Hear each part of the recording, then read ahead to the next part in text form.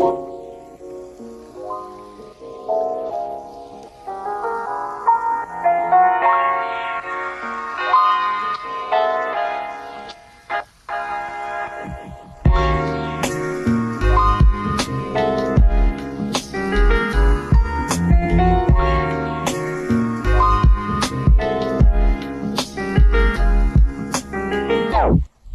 everyone, welcome back to Young and Wiped Up. This is Marcella. And I'm Gabby. And thanks for joining us this week for another episode. Before we get into our New Year's ins, we're going to encourage you guys to head to your Spotify or Apple Podcast app and give us a rating and review. It really helps support our podcast, get it on the charts. And also it helps our podcast to get recommended to people that are listening to similar podcasts so that we can grow our community here and encourage one another as moms and wives and godly women. Also, we'd love to see more of you guys over on our Patreon. We have 3 different tiers to choose from, depending on how much extra content you want. And also, our highest tier gets a monthly video chat with us and our other queens, which is always really nice to be in more personal community with our Patreon queens, to be able to share our lives a little bit more intimately with them. They have learned a lot more details about things that we've talked about multiple times over the podcast, kind of the nitty-gritty stuff, and knowing what to pray for each other. And we have exclusive content, bonus episodes, principles, blog posts. Gabby does a lot of, she does all of our digital media. I don't do any of it. She does all of it. When it comes to like, what was the last one that you just did? I did the coloring book. Okay, yeah, the coloring book. So things like that. And then you've also done like lists. You did like your 3-hour night like menu or something, or whatever that, the night menu or something like that, which was really cool. Things like that, those are all available on our Patreon. Lots of content, a ton of backlog as far as episodes and things like that goes. So even if you join today, you will still have all of the content that we've done for the past, how long have we had it now? A year and a half? Longer? Our Patreon? We've had it. This is our 3rd season on Patreon, so going on 3 years. No, there's no way. Or 2 years. No way. 2 years. Either way, there is a ton of content there that you can also access if it's like, however much we're uploading now is just not enough. There is so much on our Patreon. And yeah, we encourage you guys to go check all of that out over there. Awesome. So this is our last episode for the year, and we're excited for next month, a new year approaching, new content. And thank you all that have been supporting us this year. Thank you especially to our Patreon supporters who keep us going and support us financially. And thank you to everybody that shares the episodes, shares the YouTube links and our Facebook group and everything. We couldn't do this without you guys. So thank you guys so much. And we hope you're enjoying season 6 so far. I believe this is season 6, or is it season 7? Now I don't even know. When you've been doing it so long, you don't even remember what season you're on anymore. Like meshed together. Yeah. But today we're going to be talking about our New Year's ins. So last week we talked about our New Year's outs, things that we want to leave in 2024, things that we don't want to carry on into our new year. I love the new year. I love a fresh start. I know there's varying opinions whether or not New Year's goals or resolutions are helpful. But for me, implementing new habits and new things I want to strive for is always motivating. I think that God has given us time for a reason. There's a reason why we have weeks, months, days, hours. There's always a fresh start. And I think that the new year is such a perfect opportunity to have a fresh start with a lot of things. It gives us new hope, new things to be excited for, and new challenges to face. And so today we're going to talk about the habits or things that we'd like to implement into 2025. So let's get started. I talked about last week how I want to leave my adult pacifier in 2024, which is my TV for needing to go to sleep. And like I said before, I have been able to kick the habit many, many times. But again, when hard times come, I am back on it again. So one thing that I've been doing a lot, which has always helped me to kick the habit, and I want to continue to do that and have it be my standard, a standard habit that I always go to instead of the TV at night, is reading at bedtime. Very specifically, reading something that's a very casual read. I typically go for either a very easy nonfiction, maybe like a memoir, or I pull something like a children's literature book or a middle grade book. Right now, I'm going through the second book in the 100 Cupboards series. If you listened to our Patreon episode we did on our top reads of 2024, the first book in this series made it onto my top 5 books of the year. So I'm reading the second one right now, and I've been reading it exclusively at bedtime, and I am 350 pages in, and I can't believe how much I've been able to read just in the last month, just picking the book up and only reading it at bedtime, maybe reading 2 or 3 chapters a night, and then I read until I basically can't keep my eyes open anymore. And I always do this thing where I'm like, I'll read a chapter and then I'll get under the covers and then I'll read a chapter and then I'll lay my head on the pillow while still reading. And I'll just kind of like each chapter, I'll kind of get a little more snuggled into the bed. And it really does help me to get sleepier. But also, I'm like, reading and doing something to occupy my brain so that I'm not like thinking. Because for me, thinking keeps me up. So, one of the things I want to implement to be my standard, because I have done it many times, but it has yet to be my standard. The TV has been the standard for bedtime, and I want to switch it and include reading to be my standard at bedtime. So, what about you? What's the first thing you'd like to add in to your new year? Okay, one of the things I want to add in is being more prepared way in advance for birthdays and holidays. And I actually did really good this year, except for Christmas. I feel like I want to get to a place where, if you were listening, I think a couple episodes, I mentioned that all of our son's birthdays are September and on to the rest of the year. And so all of our stuff is kind of crammed into the second or into like the last third of the year, I would say. So I feel like I've flip-flopped between either being really good at planning for like birthdays and Thanksgiving and then horrible at Christmas, or other years have been really good at planning with Christmas and horrible with planning the birthdays and Thanksgivings. And I want to get good at just doing all of it like fairly well. So I feel like birthdays went really well this year. And Thanksgiving was a hit. Thankfully, I had you and Ryan here to like help take on a lot of the tasks, which was really helpful. Or, I mean, not so much Ryan. He did help. But like, He helped more with the cleaning and the kids. Yeah. A lot of like the cooking, preparing food and things like that, like you were helping so much with. So yeah, and then also like I don't know, I kind of want to start doing more for like Valentine's Day because I feel like Jed and I have never been like big Valentine's Day celebrators. And I've just been like feeling more romantic lately and like wanting to tap into that a little bit more. And so like going a little bit more extravagant with Valentine's Day, and making more of a deal with that. And also like our anniversaries have been kind of like meh the past couple of years. Granted, we did move across the country shortly before our anniversary, and then also we still had a fairly young baby on our last one. And so I think like wanting to put more time, energy, effort, thought into those things. It's hard because it's like the middle of the year, there's like nothing. It's like Jed's birthday and that's it. Like that's really the only thing going on. And then we have the last part of the year is everybody else's birthdays.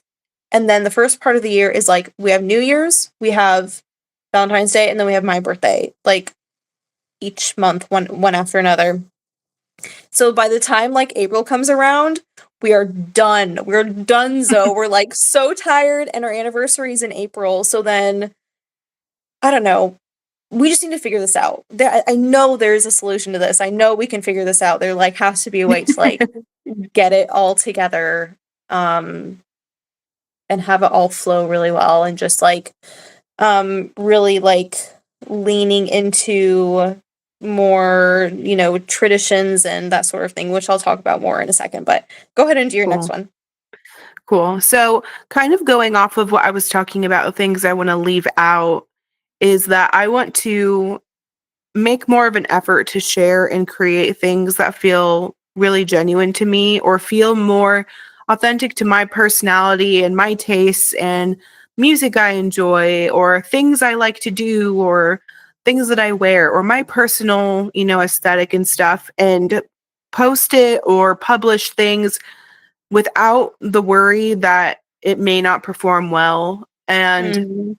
because I feel like at this point, I was looking at my past posts from like when I first started my homemaking account. And it's like a digital like diary for me. It's like proof of my progression as a homemaker because I started it Mhm. when I was still working primarily outside of the home. And just seeing how things have progressed over the year, like over the years, it's really heartwarming for me to look back and see how far I've come. And I've posted like my embroidery journey also over the years. And I just seeing like where I started is like shocking Mhm. to me. And so, like I was kind of saying in the last episode, even if it doesn't perform well, being able to look back just myself, like for my own benefit, just to see like how the Lord has like refined my skills or the seasons of life that he's had me in, and being able to see it and have proof of it and look back at it, it's like really cool. And then same thing with my reading account that I have. It's like my little digital commonplace book. And Mhm. I have been wanting to post more on that as well. And I did like a rebrand recently just because I feel like I was kind of chained to my schedule that I had made for myself. I haven't posted there in a while. I've been wanting to, but I just want to have it for me. And even if one day like I don't post on it anymore, and I just private it, and then I have like this whole account that I can look back on. And I don't know, it's just something that I've been wanting to kind of think about more is like, am I posting just to get, a following, or am I posting to look back on and see how far I've come in a certain Mhm. area? And I even like see some of these posts that I made of the first sourdough I ever made. It was like a sourdough focaccia. And I looked at that and I'm just like, wow, like that was only 2 years ago. And now I'm just like crazy with my sourdough and doing a million Yeah. sourdough things. And it's so Yeah. natural for me. But before it was like crazy and hard. And so kind of viewing social media right now as more of like a digital diary of my life and sharing what feels authentic to me so that I can look back and be proud of the work that I've done and see how the Lord has brought me. And so that's kind of something I want to implement in the new year, is just changing my mindset on that. Mhm. Okay. I'll do a couple. So Yeah. kind of like piggybacking pig what? Piggybacking? Is that the Yeah. right word? Okay, I just like it came out of my mouth and it felt wrong, but I guess that's right. It's almost 10:30 at night here, so I'm like my brain is off now. It's offline. Yeah. Piggybacking on my last that still sounds weird. It, Piggybacking what is it right? supposed to be? Ta Piggying back? is it? No, it's not. No, it's not. I'm going to piggyback on that. don't know. It's It's like American slang me. anyway. It doesn't even make sense. I It's not a know. real You're word. right. Okay. Tagging on to There we go. my previous point, I really want to continue to build on the traditions that we have for special occasions. So, for instance, I decided Seth, our oldest, just had his 5th birthday, and Jed and I kind of collaborated a little bit more with what we wanted to do for him. And so for Jed, when he was growing up, his family always did homemade birthday banners, and we had never done Mhm. one as long as we've been married. We've never made one for each other or for any of the kids. I'm pretty sure. I don't think we have. And so he was like, I really want to start doing this because like I have fond memories of that growing up. And it was like, as the kids get older, then they're able to contribute for like their siblings' birthday banners and everybody Mm. adds to it. And it's like, a whole thing that the whole family does for like the one person. And so we decided to implement that this year, and that was really fun. And then I also made him like his own like felt crown, which was like super fun for me because it was like kind of like a cool creative thing that I could do, and I want to start doing that for all the kids for their birthdays. So things like that, like fun birthday traditions.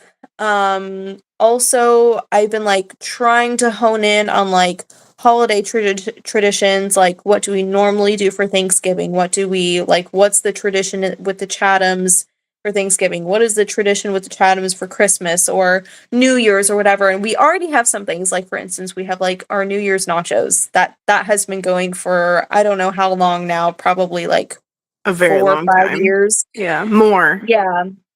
Since Yeah. since before Seth was born, we've been doing it. Okay, yeah. So like 5 or 6 years or something.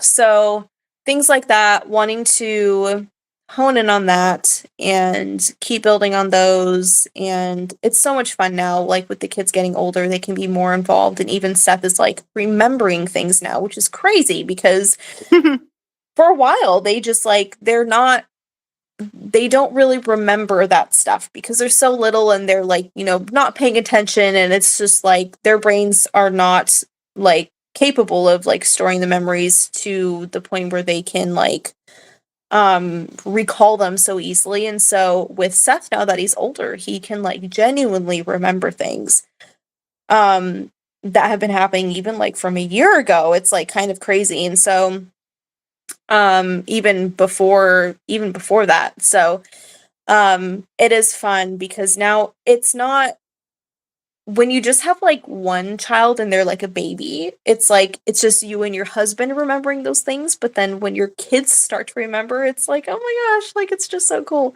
So being more intentional about traditions for special occasions, holidays, birthdays, like all of that sort of thing. And then another one that I am going to try to implement more is inviting more families to our home, like more table fellowship. We've done like we've kind of approached hospitality not so much in like a hosting kind of way, just because after moving it was kind of hard for it to feel like it was our home, like just to begin with. And trying to get settled in, and then like being pregnant and having Liam and all of that, and then the transition with 2 to 3. And now I feel like we're kind of in more of a cruise mode that we can spend a bit more energy and time with hosting families, hosting people generally a bit more frequently at our house, not like in terms of like, well, they can stay here, kind of like what you and Ryan did over that 10 days for Thanksgiving, but even just like for, you know, a last minute dinner, or like, come over on a Sunday evening and, hang out with us and like things like that. I think we definitely want to start implementing more and practicing hosting hospitality, because it's definitely a muscle that needs to be worked, because once you get out of practice for a while, you kind of like once you try to get back into it, it's like a bit overwhelming, because you want people to be comfortable and you want it to be a good time, and then you like start to overthink it. And so getting out of that kind of thinking and just like doing it. Yeah, definitely wanting to implement that more. So Awesome. Okay, next for me is just a whole lot more of the handicraft sort of thing I was talking about last week about how I have for many years relied on my mom to mend things for me and how I've been teaching myself to mend.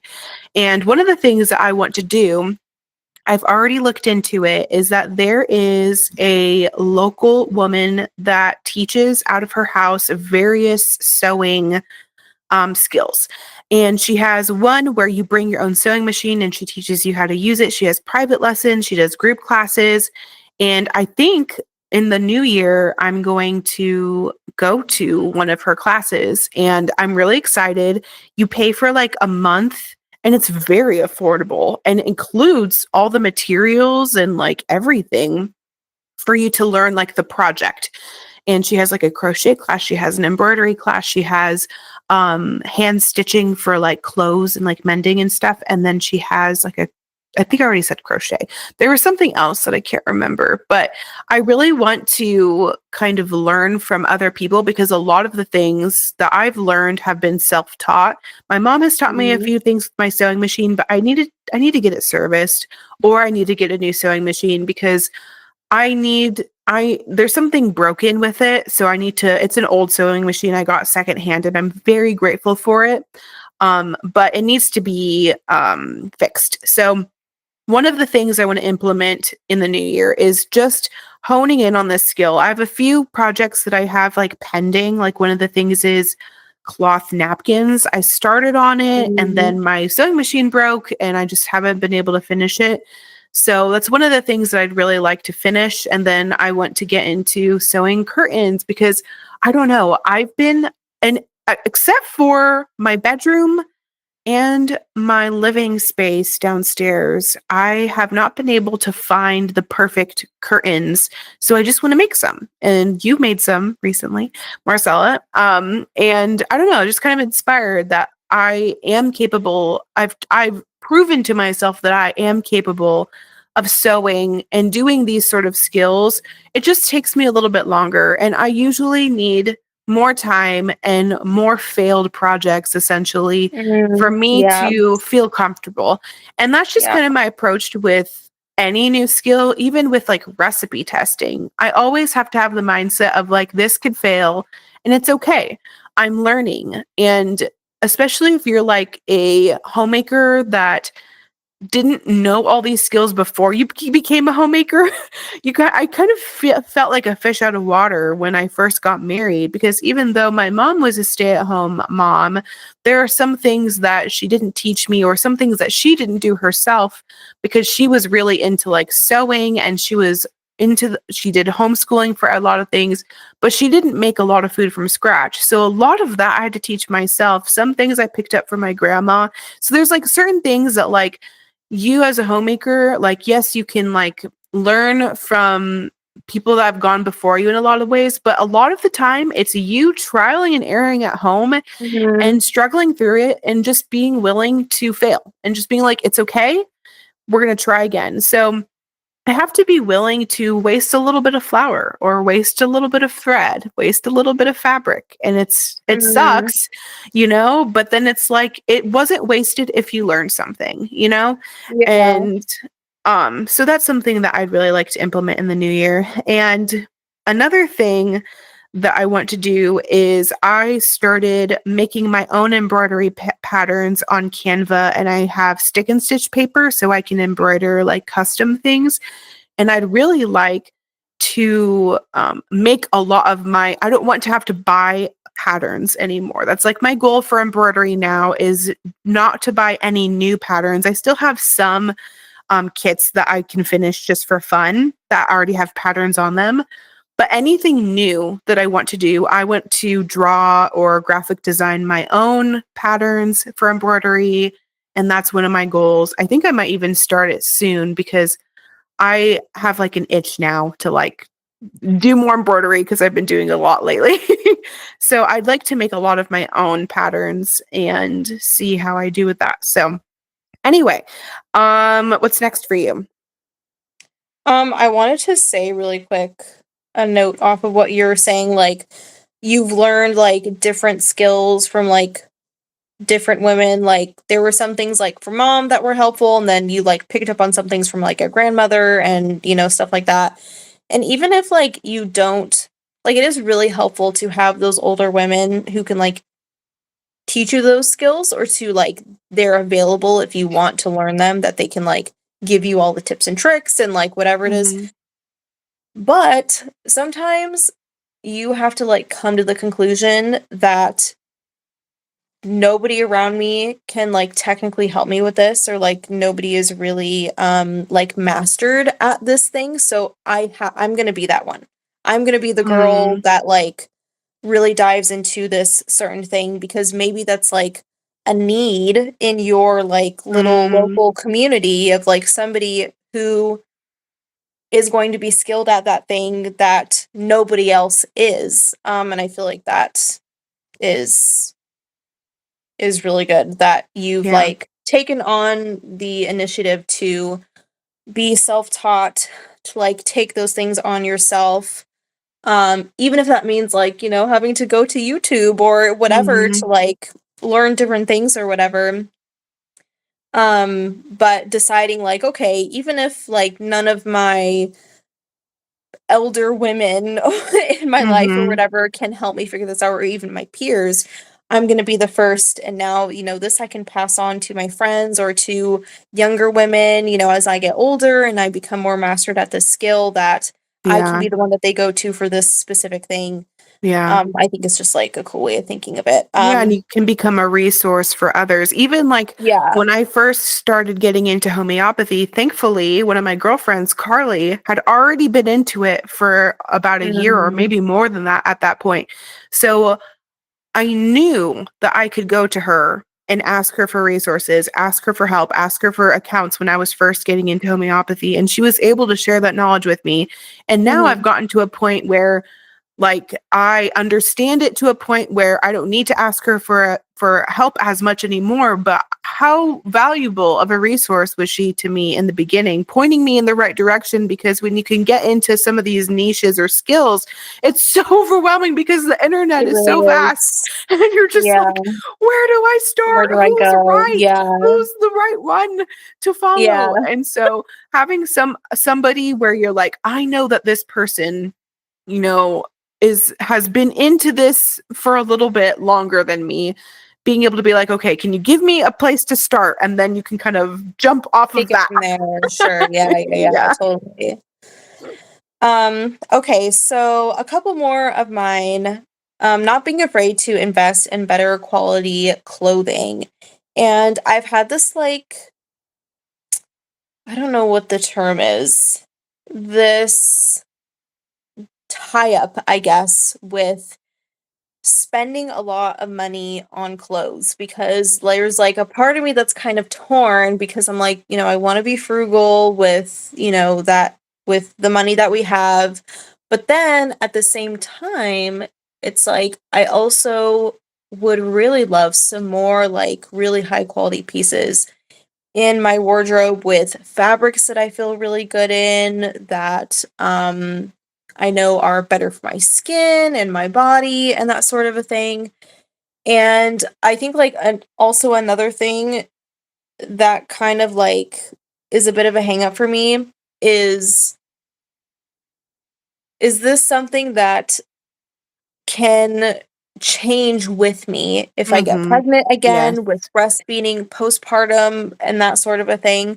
And like, I'm like not super fond of the idea of being tied to only one type of clothing, one type of style, and like that sort of a thing. I've never been super like fashion forward. I feel like makeup has always been like my my feminine expression that I've loved the Mhm. most, I guess you could say.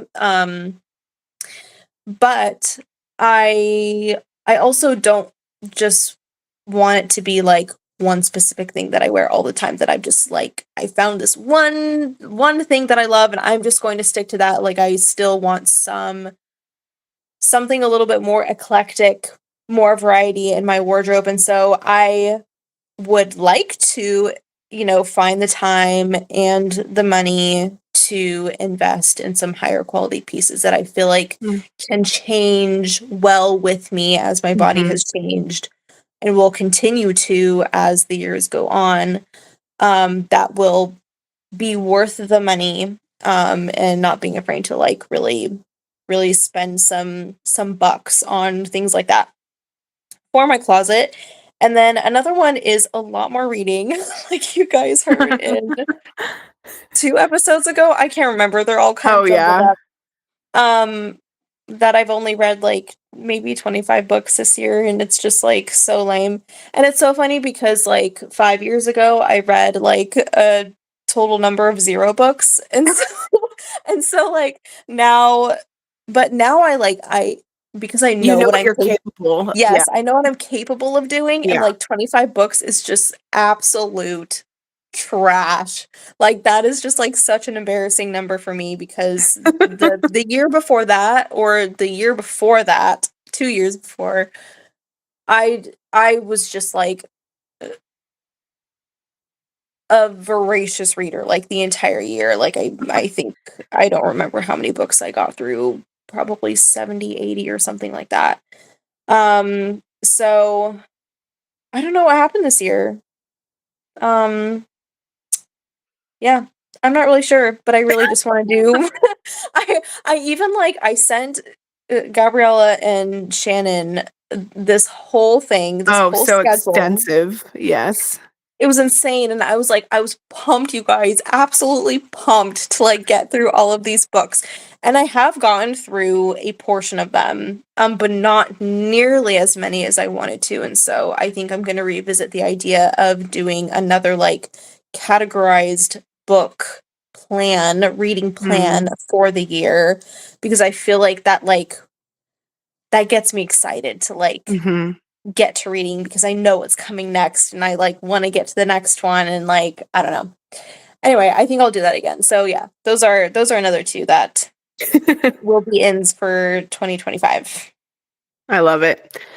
Okay, next for me is replacing my anxiety with these things. So I talked about in the last episode of wanting to get out of the spiral, wanting to get out of meditating on things that are worrying me, and things that I've noticed that have really helped me this year and that I want to continue into the next and an even deeper level is talking through things that are worrying me, because I feel like before I would just allow myself get into the spiral and I would be embarrassed or afraid to tell somebody that I'm worrying about this thing. Or even more recently, I am very aware, especially somebody that struggles with pain and like chronic illness. I'm very more aware of what is the word I'm aware of wearing people out, if that makes sense. Like wearing people out with like complaining or talking about things that are physically bothering me. And I've gone through these spurts where like I won't tell anybody at all if I'm struggling physically, and then spurts where I feel free to share, but then I could tell some people are kind of like done with me, like in the most charitable way possible, like where it's like, okay, like you're always sick, like what's new? Like in the best way possible. Like some people just get like tired of hearing that you're not doing well, or they'll say like, oh, I'm glad you're doing well, and I'm like, well, I'm not really. Like it's just like I'm having a good day and you're catching me on a good day.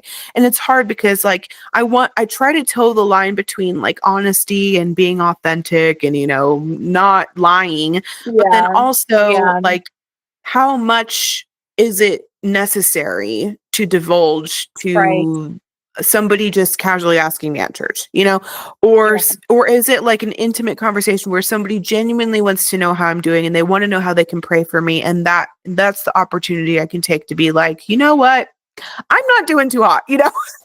Yeah, yeah, And yeah. so I feel like it's one of those things I feel like a lot of us are learning of, like, you know, there's a healthy way of bearing one another's burdens and not just complaining to complain just because your life is hard or because you're Mm. worrying about XYZ thing, but deciding, you know, I'm really struggling, especially in my mental space right now with this issue. And if I just talk to somebody about it, I can get it out of my head and then I can move forward and just be like, I just need to get it out of my head.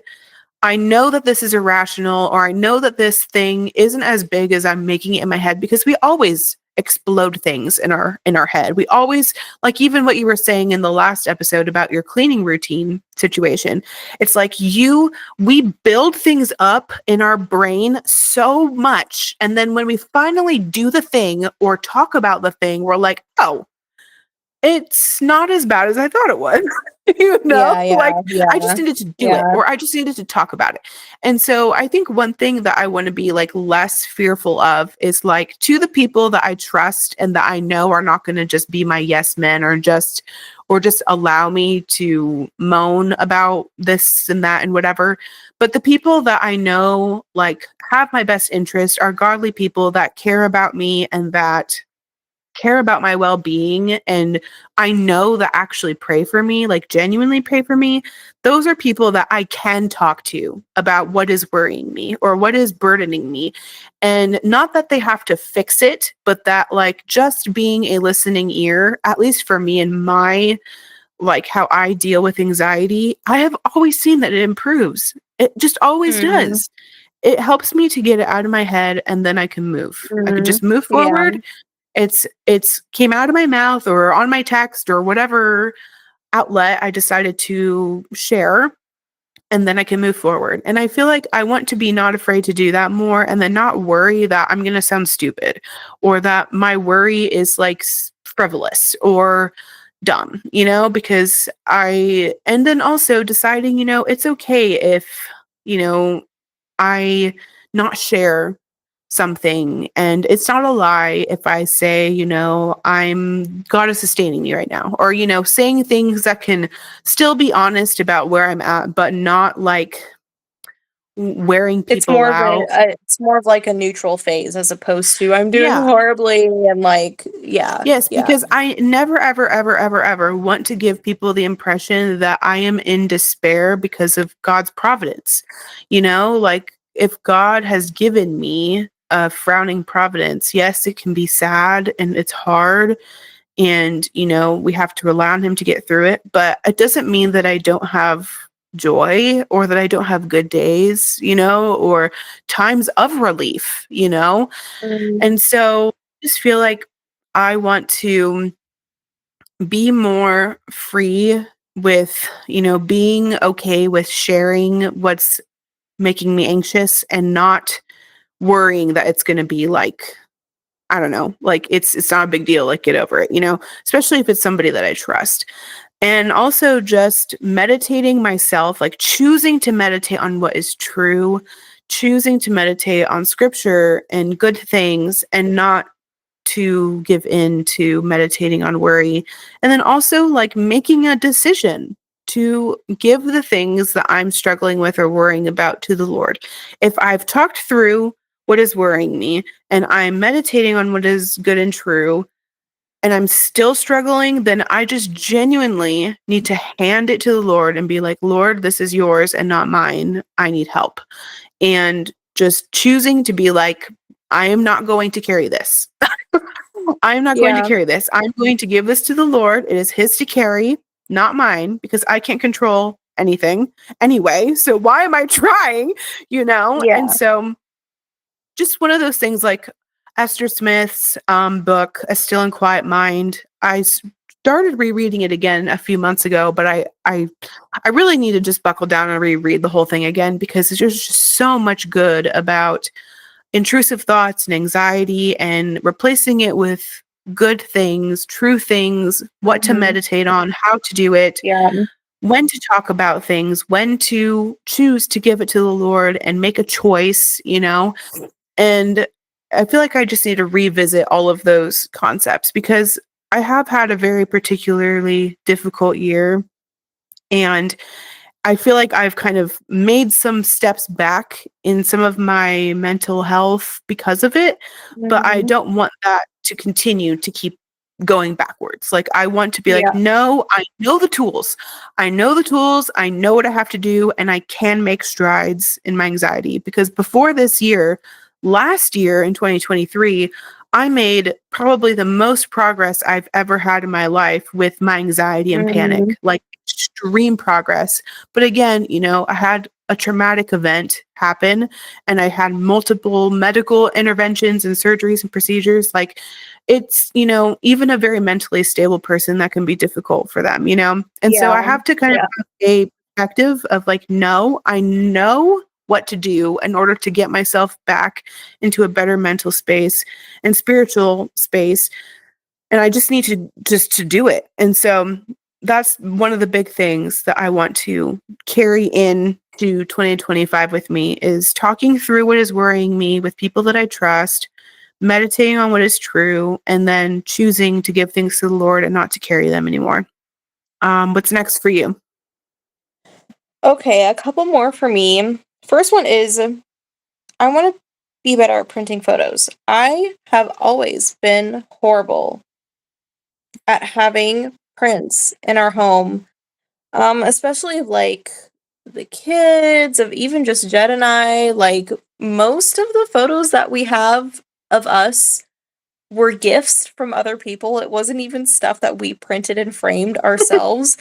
And I just want to be better at like having physical copies of photos. I have everything like backed up in like a Google Drive Yeah. account, and like that's all fine, organized and everything, but I also want like physical copies of like, photos from each year, and I just need to buckle down and do it. And it's like one of those things where it's like I'm building it up to something that's probably not really that Yeah. complicated or expensive, and I just need to do it.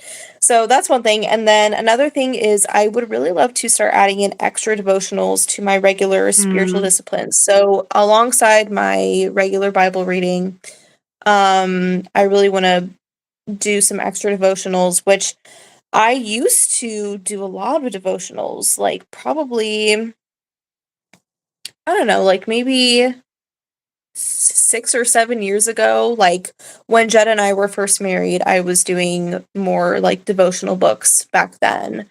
And then I guess technically, because I like read a lot of Puritan works now, those can almost count Those as are very devotionals. devotional. Yeah. Hmm. Yeah.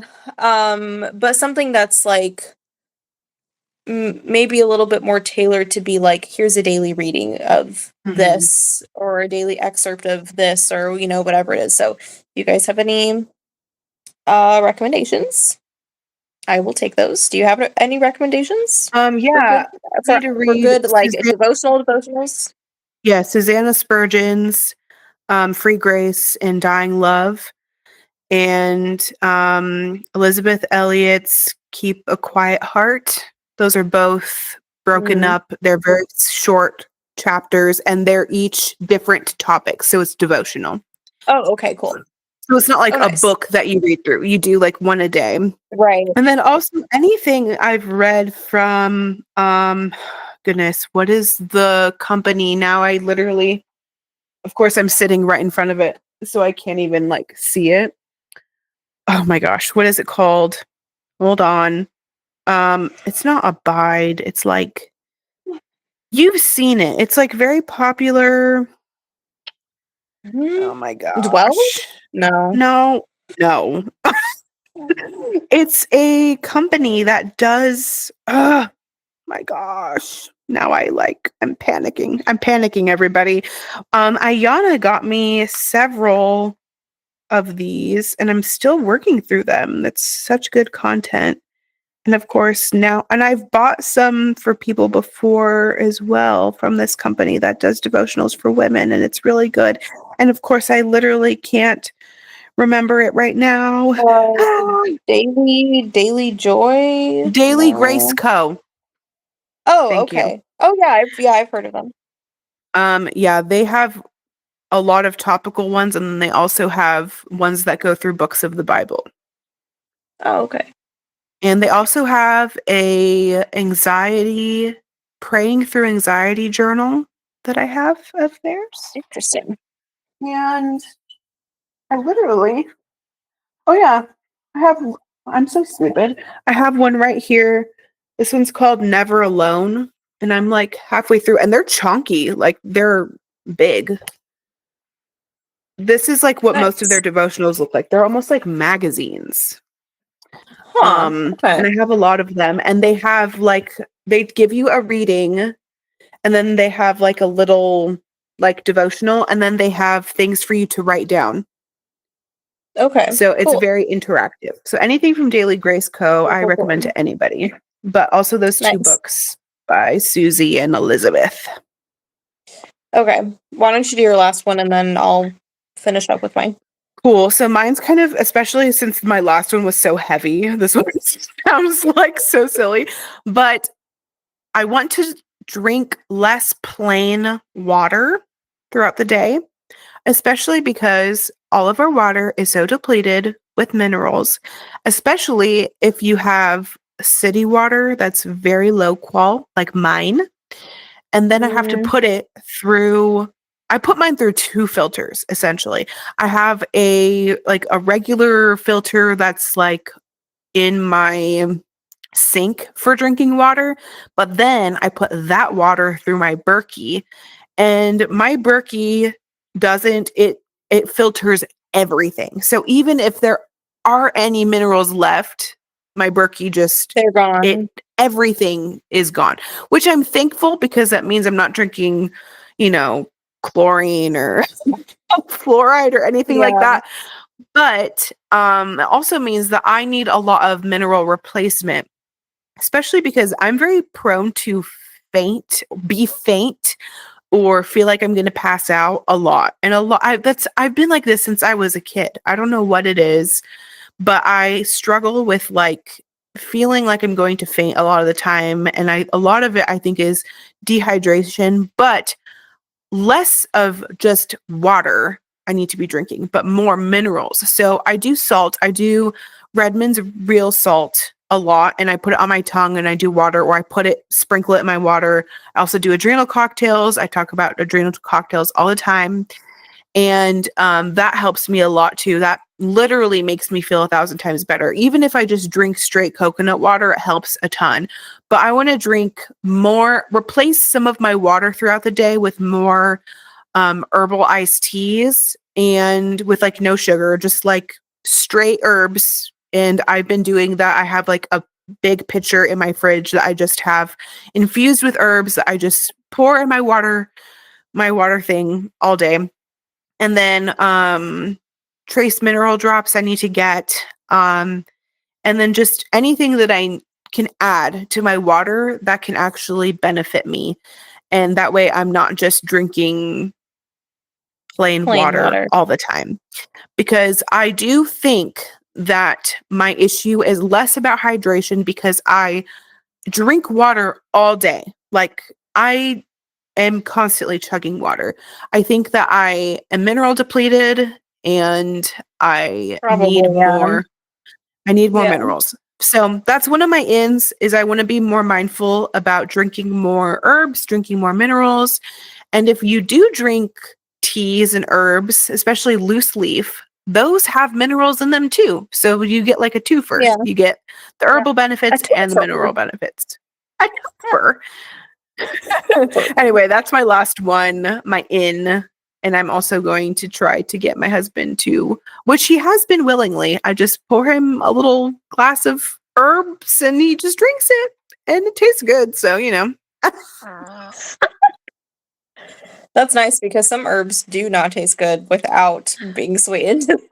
So Yeah, I think we've like conditioned ourselves so far now. Like even like my Jamaica that I recently made, because I make Jamaica every time I'm on my period.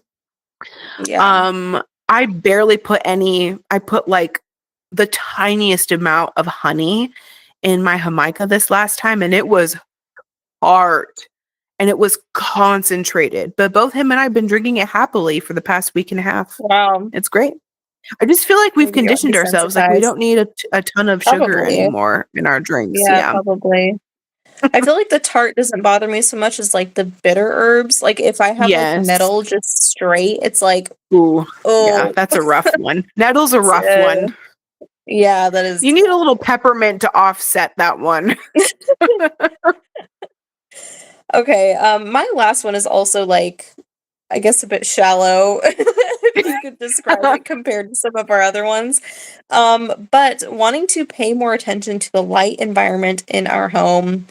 For those of you who caught my visceral hate for overhead lighting a couple episodes ago, I'm just like, I just am wanting to be more mindful and intentional about changing the lighting throughout the day, making sure that I'm setting not just my body up, but like the kids and my husband up for, having a restful sleep at night. And not even just like the physical lights in our home, but like, are we going outside during the day? Like, are we actually Mhm. like seeing the sun at all?